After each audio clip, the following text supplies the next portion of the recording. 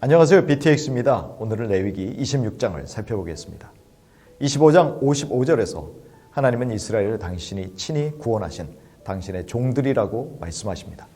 그 종들에 대한 주권은 오직 하나님만이 가지고 계시다는 것을 그동안 많은 규례들, 계명들을 통해서 알려주셨죠. 그 모든 계명들을 주신 목적은 순종하라는 것입니다.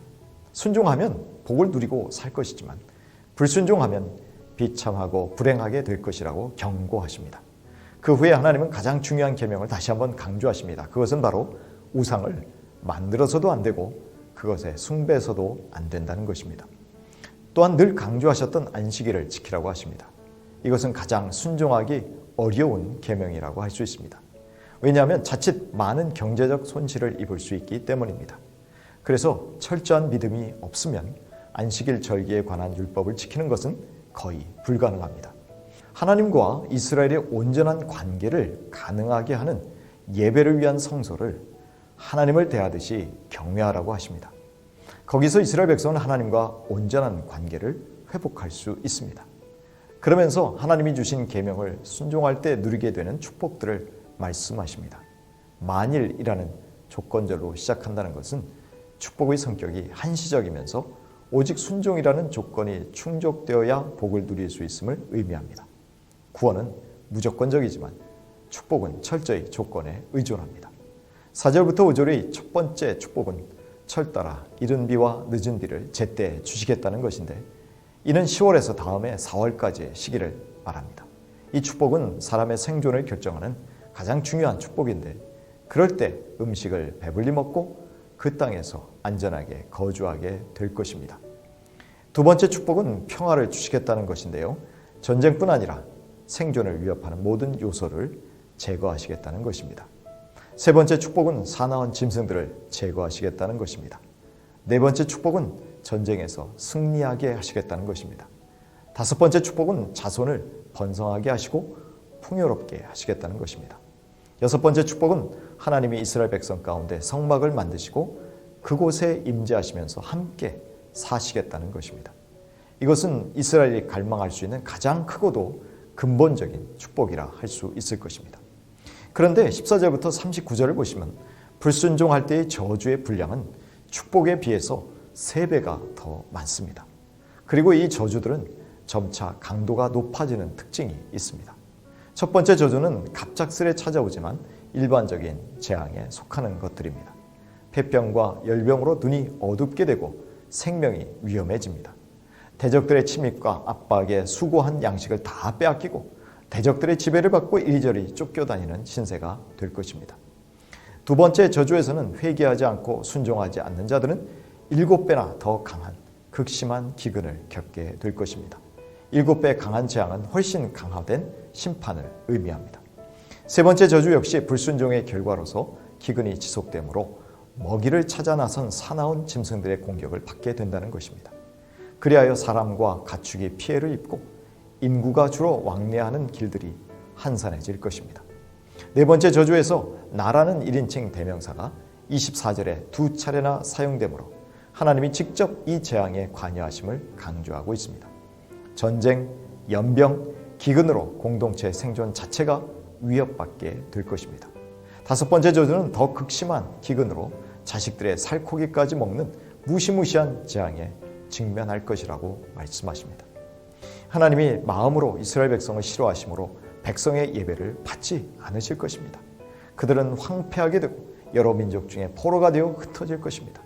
백성들은 끌려간 나라에서 더욱 쇠약해질 것입니다. 31절에 나온 성소들은 복수로서 우상 숭배하던 것을 가리키는데요. 하나님은 이스라엘의 예배를 거부하심으로 하나님과의 관계가 단절될 것입니다. 그런데 백성이 징계를 받음으로 그동안 불순종으로 안식을 누리지 못했던 땅이 드디어 안식을 찾게 될 것입니다. 40절부터 46절에서 하나님은 회복을 약속하십니다. 징벌을 받고 있는 백성들이 하나님을 거스른 죄를 자복하고 그들의 죄의 결과로 형벌을 받게 되었음을 깨닫게 될 때 하나님은 회복의 은혜를 베푸십니다. 그들의 마음이 낮아져서 오히려 자신들의 죄악의 형벌을 기쁘게 받으면 하나님이 타국으로 내쫓긴 이스라엘 백성과 그들에게 약속한 땅을 기억하시겠다고 말씀하십니다. 기억하시겠다는 말씀은 곧 그들에게 은혜를 베푸시겠다는 말씀입니다. 이렇게 하나님이 포로로 끌려간 이스라엘에게 구원의 손길을 베푸시는 근본적인 이유는 그들의 선조 때부터 이스라엘과 맺으신 언약 때문이라는 것을 강조하십니다. 결국 언약 때문에 하나님이 이스라엘에게 묶인 것입니다. 그 언약은 하나님이 당신의 백성과 맺으신 영원한 언약이기 때문입니다. 디모데후서 2장 13절입니다. 우리는 미쁨이 없을지라도 주는 항상 미쁘시니 자기를 부인하실 수 없으시리라. 하나님은 홀로 언약에 충실하신 분이십니다. 여기에 우리의 소망이 있습니다. 그래서 사도 바울은 누가 우리를 그리스도의 사랑에서 끊으리요라고 담대히 외친 것입니다. 이스라엘 백성처럼 우리가 하나님의 자녀가 된 것은 오직 은혜로만 가능했습니다. 하지만 구원받은 하나님의 자녀로 살아갈 때 풍성하고 안전한 복을 누릴 수도 있지만 그렇지 않을 수도 있음을 알아야 합니다. 그것은 하나님이 우리에게 주신 계명에 순종하느냐 그렇지 않느냐에 달려 있습니다. 축복을 누리며 살기를 원한다면 하나님의 말씀에 순종하며 살아야 합니다. 또한 순종한다는 것은 하나님의 말씀이 옳다는 믿음이 있어야 합니다. 심판 중에라도 우리를 버리지 않으시며 영원한 언약 때문에 우리를 반드시 회복시키실 것임을 믿어야 합니다. 우리가 그렇게 믿는 우리 하나님이 우리의 죄악보다 크시기에 우리는 어떤 상황에서도 좌절하지 않을 수 있습니다. 징계조차도 우리를 더욱 정결하게 하시기 위한 하나님의 크신 사랑의 증표이기 때문입니다. 비록 신약의 성도들에게 죄사함, 성령 안에서의 삶, 성령 안에서 아버지 하나님과 교제하는 영생의 축복이 더욱 강조되는 것은 사실입니다.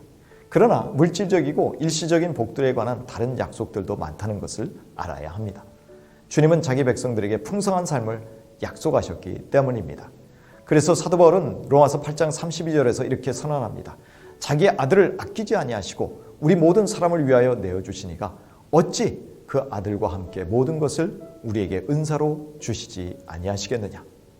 그러나 우리 성도들은 이 땅에서 가난과 겸손, 궁핍과 고통이 오히려 복으로 주어졌음도 알아야 합니다. 그리스도를 따름으로 현세에는 승리가 아닌 자기 부인과 십자가를 경험하게 된다는 것입니다. 그러나 이 모든 과정은 궁극적인 영광과 승리의 패키지 속에 들어있는 축복의 내용들임을 확신해야 할 것입니다. 마가복음 10장 29절 30절입니다. 예수께서 이르시되 내가 진실로 너희에게 이르노니 나와 복음을 위하여 집이나 형제나 자매나 어머니나 아버지나 자식이나 전토를 벌인 자는 현세에 있어 집과 형제와 자매와 어머니와 자식과 전토를 100배나 받되 박해를 겸하여 받고 내세에 영생을 받지 못할 자가 없느니라.